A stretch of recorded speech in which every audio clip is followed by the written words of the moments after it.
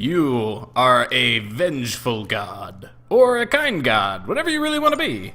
Hey guys, it's Crypto Spook. And this is Moriarty, and I want to be vengeful. I also was quite vengeful. Not really on purpose, but I think that you have to be in order to succeed at the game. So this is called Deisim, and it is a game where you are basically a giant monster that lives in the sky, which they can't see, but they still worship. Sounds pretty godlike. So what you do is you start the game out by laying down tiles. The amount of tiles you lay down seem a little bit random in that you can either put down water or snow or mountains. They don't really explain it very well, but there's, I think, 4 different biomes, and I don't know if each biome needs to be, connected or anything like that, but I think, depending on... I killed everybody. I just wanted to see what it did.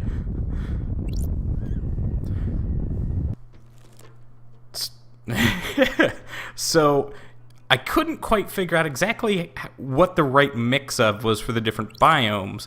Apparently, the different biomes you build will create different sects of humanity. From what I'm seeing, you have to pair up these tiles to give your people what they need, or what? Yes, you have to give these people what you need, and I believe their faith affects how much mana you get, but that's also something I couldn't figure out. That was the problem, is that once people start losing faith in you, then you don't get any more mana, and you can't put down any more tiles, so people will start starving, and they'll start killing each other, and the bigger you build this place, the more horrible it would be to manage.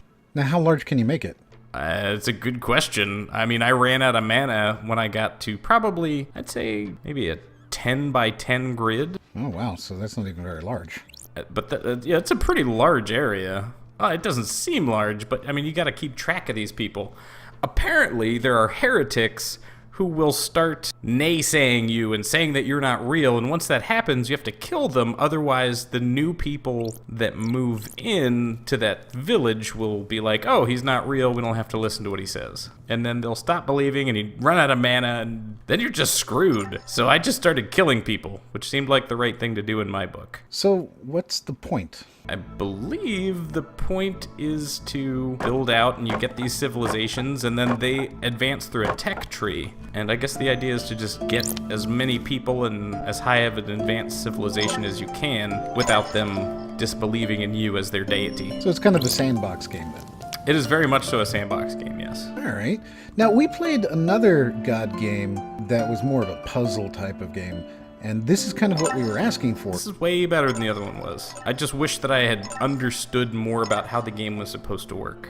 Yeah, so is it a problem with a lack of tutorial, as we seem to have so often? There is absolutely zero tutorial or explanation whatsoever. So just jump in and start doing stuff, huh? Jump in and start building. And I Googled stuff afterwards because I was so frustrated with how badly my world went that I had to look it up and see, like, what is the problem here? Why am I being terrible? And I didn't really find any direct answers. Nobody else asked how to get mana, but I did find out that that's how you get rid of heretics in the world. You have to look for the heretics and kill them before they actually spread their heresy. I'm concerned about how your world is working here when there is snow in the middle of the grasslands. Yeah, and mountains. And they do build their own little village there? Which you can pick up and smash. You can smash and you can pick people up and then you can do horrible things to them. Well, they shouldn't believe in a false god, right? You are absolutely correct. If I had enough mana, I would be smiting them so hard. This seems like a very neat game,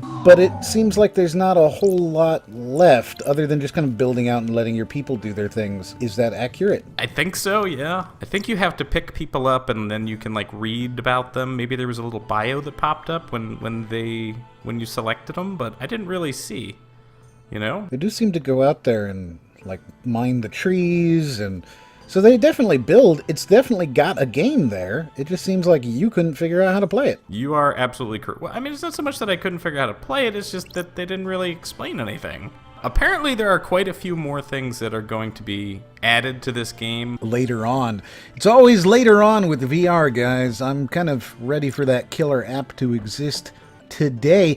This looks like a cool game.